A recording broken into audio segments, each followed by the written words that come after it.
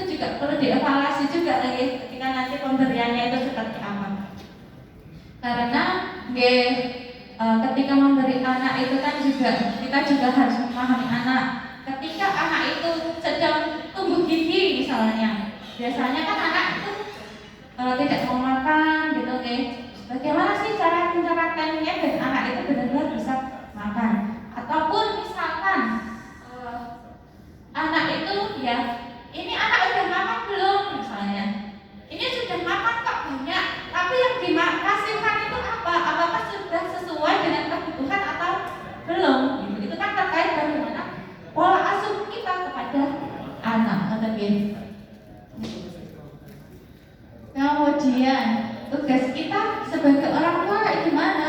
Diusahakan ketika memberikan makan anak itu dalam posisi duduk Bapak Ibu, duduk, kemudian kita benar-benar hadir. Gimana? Ini makan ya. Jadi anak-anak itu benar-benar bisa fokus, benar-benar ini saya makan itu untuk kebutuhan saya. Kemudian juga kadang-kadang itu kita juga tidak mengetahui jadwal makan anak. Sebenarnya ketika sudah tahu jadwal makan anak, misalkan ini bisa untuk membuat planning juga. Misalkan anak bangun jam berapa?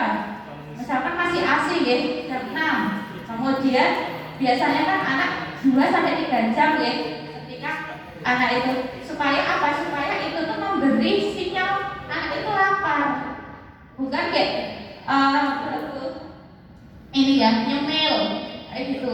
Kemudian akhirnya anak itu tidak mau makan yang benar-benar itu yang porsi makannya gitu Jadi memang kita sebagai orang tua itu memang harus benar-benar bisa untuk bagaimana sih mengasuh anak itu bagaimana, dan itu memang memerlukan keterampilan hadir. Ini makan apa anak usia ini sudah bisa untuk diajak komunikasi, meskipun memang belum bisa untuk menjawab tapi bisa untuk komunikasi kemudian benar-benar hadir di situ dan tugas pengasuhan ini juga bukan hanya dari seorang ibu biasanya bukan hanya dari seorang ibu, tetapi juga harus hadirnya seorang ayah. Jadi memang banyak juga kasus-kasus yang memang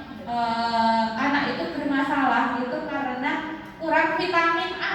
Vitamin A itu apa? Vitamin kurang adanya hadirnya seorang ayah kayak gitu.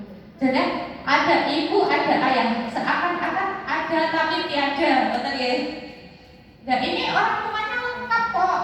Tapi bagaimana sih cara pengasuhan? Terus juga pengasuhan kayak gitu dialihkan. Misalkan ini saya sudah dialihkan ke simbahnya, misalkan, atau misalkan ke rewange atau yang memberikan ke anak. Padahal sebenarnya itu juga tugas kita bagaimana anak itu kan titipan Bu. Anak itu titipan dan tidak semua orang bisa mempunyai anak. Gitu. Sehingga kita bisa memberikan edukasi kepada warga atau klien kita. Gitu. Tentunya tergantung dari bahasa kita itu kan juga tergantung dari status pendidikan status pendidikan. Nah biasanya kalau di Gunung Kidul kayak gitu kan pendidikannya menengah ke bawah sehingga kita menggunakan bahasa-bahasa yang mudah dimengerti oleh orang tua. Jangan sampai kita bahasa kita tinggi malah ini tidak paham itu ngomong-ngomong kayak gitu. Jadi memang itu bagaimana komunikasi kita itu ya. Kemudian pola asuh sendiri itu pola itu apa? Bentuk. Kemudian tata cara bagaimana, sedangkan asuh itu merawat, menjaga, mendidik, sehingga pola asuh itu berarti sistem dalam merawat, menjaga, menjaga dan mendidik anak itu. Kemudian pola asuh orang tua adalah interaksi orang tua terhadap anaknya dalam hal mendidik dan memberikan contoh yang baik agar anak dapat kemampuannya sesuai dengan tahap-tahap perkembangan, sehingga yaitu tadi kita sebagai orang tua itu juga harus paham tahap-tahap perkembangan anak itu apa saja, itu juga harus paham ya, sehingga ketika anak kita itu kiranya ini sudah 6 bulan tapi belum bisa mengkurap kayak gitu, itu kan juga kayak gimana ketika orang tuanya nggak paham, oh ya wes nggak apa-apa, mungkin anak beda-beda, tapi ketika sudah itu memang terlambat, itu kan penanganannya juga lebih tepat ketika orang tua itu paham terhadap anaknya. Kemudian gaya pola asuh ada berapa Bapak Ibu? Otoriter. Sudah pernah dengar ya otoriter yang seperti apa? Otoriter itu yang kontrol dari orang tua, kemudian aturan dan batasan dari orang tua harus ditaati oleh anak. Nek orang tua ini benar, anak ini salah, betul ya? Ketika anak melakukan kesalahan akan dihukum, biasanya akan diberi hukuman secara fisik. Kemudian orang tua melakukan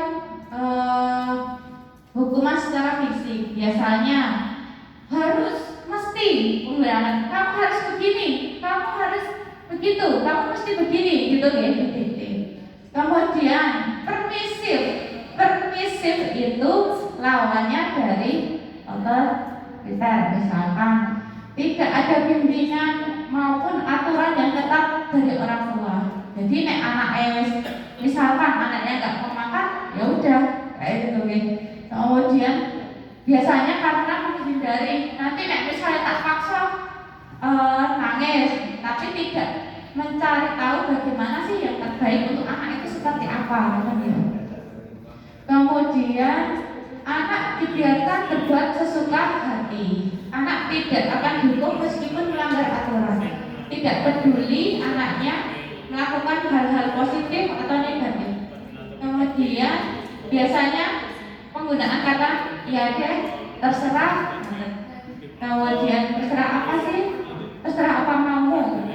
Kemudian demokratis. Demokratis itu anak diajak berdiskusi untuk mengambil keputusan. Kemudian ada bimbingan dan kontrol dari orang tua. Kemudian anak mendapat kesempatan untuk mengemukakan pendapat. Anak diberi kepercayaan dan tanggung jawab, musyawarah serta pilar memecahkan persoalan anak. Ketika anak itu bermasalah, dia mencari solusi.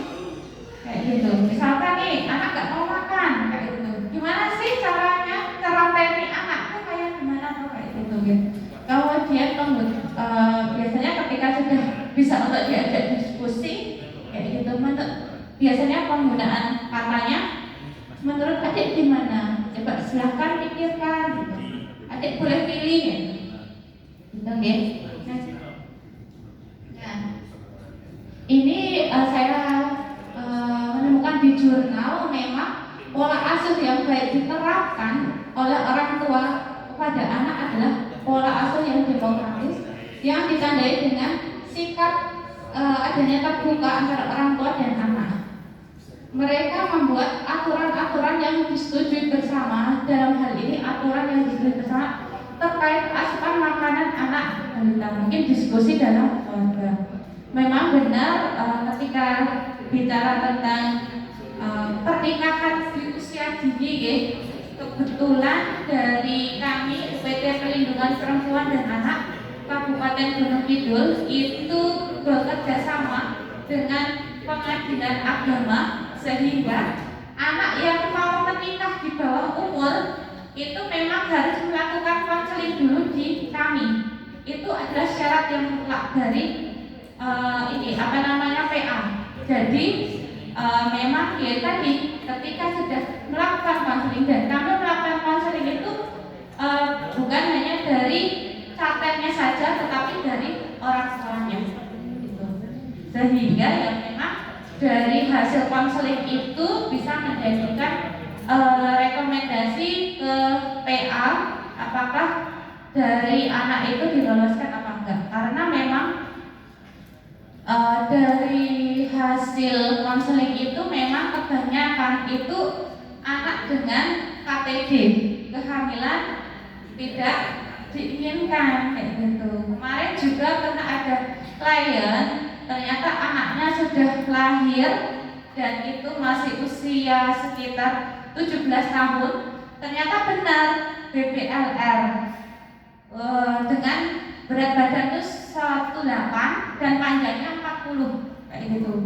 Sehingga itu memang ini ya, memang bukti yang nyata ketika anak itu secara reproduksi juga belum siap, itu ya menghasilkan anak yang stunting gitu ya.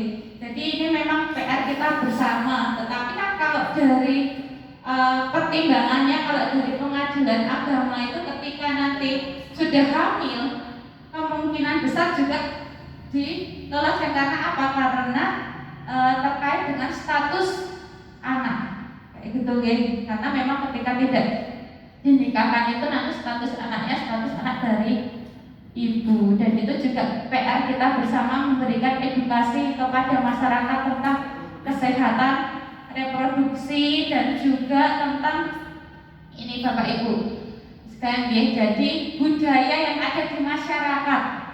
Jadi banyak kasus di kami gini Bu, ini tuh anaknya tuh belum hamil, tetapi desakan dari masyarakat untuk segera menikahkan karena dengan alasan yang pertama gini, ini saya sudah lamaran kok, saya boleh nginep di sana, jadi boleh nginep gitu loh Bu.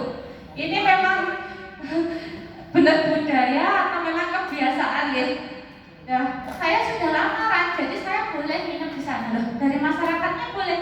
Nah, membolehkan berkui dikon nikah gitu ya. Padahal usianya tuh masih anak. Itu yang menjadi polemik dilema kami ketika ada tuntutan-tuntutan dari masyarakat kayak gitu. Memang mengasuh anak itu bukan hal yang mudah ya, sehingga tetapi menjadi anak pun juga nggak mudah. Kita mungkin juga sudah pernah muda ya, bisa pernah melewati masa-masa di mana kita itu bergejolak secara emosi, kemudian mungkin secara reproduksi seksual yang sudah ini karena memang rata-rata itu memang sudah yaitu tadi ketika anak itu mengajukan dispensasi kawin, pasti itu tuh ketika kita klik tuh pasti bermasalah gitu ya. Sehingga yaitu tadi ketika untuk menurunkan angka stunting itu memang lebih baik itu dari calon pengantin. Tetapi kendalanya itu ketika nanti misalkan tidak direkomendasikan dari KUA, itu ininya nikahnya nikah siri kayak gitu. Nanti ketika tidak tidak dikabulkan, nanti ada seperti apa? Dia nanti kemungkinan nanti akan nikah siri. Nah, itu juga permasalahan baru lagi gitu, ketika nanti ini. Jadi memang ketika kita itu berada di masyarakat dengan polemik seperti itu ya, kita memang juga kita sudah mengoptimalkan secara maksimal, tetapi memang harus ada kerjasama dari pihak-pihak yang bersangkutan. Ketika yang bersangkutan itu kooperatif, yang bersangkutan itu memang bisa untuk benar-benar diajak untuk ya tadi untuk memperbaiki, istilahnya memperbaiki suatu keturunan gitu ya.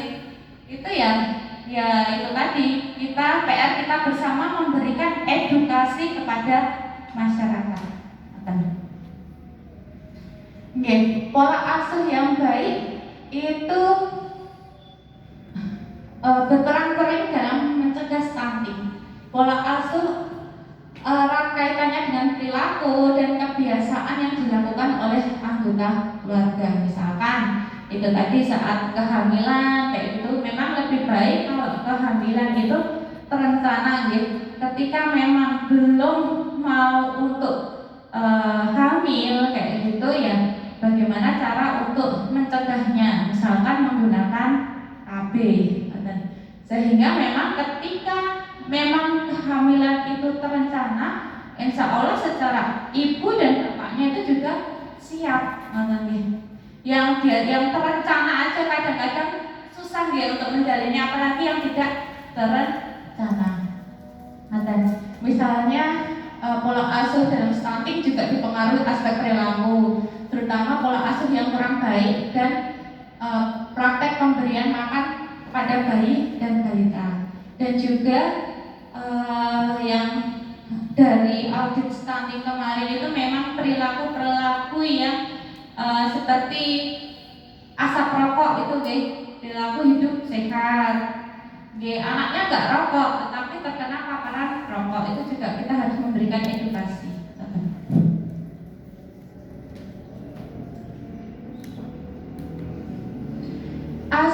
Aspek pola asuh apa Ibu?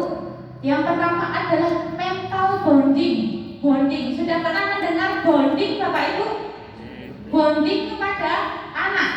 Bonding itu ikatan emosional, psikologis antara ibu dan anak. Jadi misalkan, kelekatan, bagaimana kita membentuk kelekatan itu ke anak. Misalkan anak itu masih ASI eksklusif, ya bagaimana cara kita itu memberikan ASI yang baik, kayak gitu kan. Memberikan menyusui anak itu juga ada tata caranya, bagaimana sih menyusui yang baik, kayak gitu. Kemudian sikapnya ibu bagaimana, kemudian diajak komunikasi sehingga muncullah rasa nyaman kepada anak. Ketika muncul rasa nyaman, akan terbentuk basic trust. Basic trust itu kepercayaan. Jadi anak itu terpercaya dengan ibunya karena memiliki rasa aman. Sebenarnya bonding ini tidak bisa dialihkan kepada orang lain, memang harus dari ibunya dan bapaknya. Tapi seringkali memang kondisi yang menyebabkan bahwa anak itu tidak ada kelekatan dengan orang tua. Itu ya kemungkinan besar itu sebagian besar yang kasus dimasuk di kami itu memang ketika di usia anak itu ya dari orang tuanya yang bermasalah, kemudian anaknya ikut bermasalah gitu. Jadi ketika kita ingin membangun keluarga yang baik, jadi ketika kita itu menuntut anak kita, kadang-kadang sebagai orang tua menuntut kamu harus gini, kamu harus gini, kamu harus gini, tetapi tidak memberikan contoh. Padahal anak itu lebih mencontoh perilaku di lingkungan kayak gitu. Kemudian rasa aman itu mempengaruhi ya tadi, ketika makan itu diwedeni, awas loh kamu kalau nggak makan nanti digigit ular misalnya, kalau nggak makan nanti nanti jadi cacingan misalnya, atau misalkan kamu harus makan kayak gitu. Jadi itu tidak akan memunculkan rasa aman ke anak. Padahal rasa aman itu mempengaruhi perkembangan emosi anak di kemudian hari kayak gitu. Sehingga anak itu memang harus aman, nyaman, sehingga nanti ke depannya dia juga akan berperilaku baik. Kemudian stimulasi mental dan fisik. Mental itu jiwa. Bagaimana cara mengasuh yang baik dari segi komunikasi dulu deh. Yang paling ini komunikasi. Bagaimana sih komunikasi kita ke anak, udah baik belum? Komunikasi kita kepada keluarga, kepada pasangan, kayak gitu. Kemudian fisik. Kalau fisik, cara kita itu memberikan stimulasi kepada anak. Tuh, baik untuk stimulasi motorik halus, motorik kasar sesuai dengan tahap perkembangan.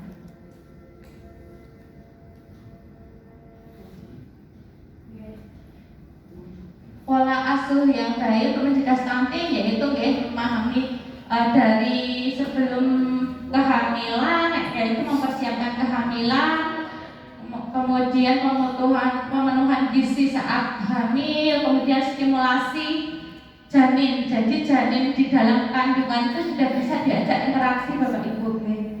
Jadi ya tadi distimulasi supaya nanti perkembangan juga baik. Kemudian memeriksakan kandungan selama kehamilan. Kemudian lakukan IMD.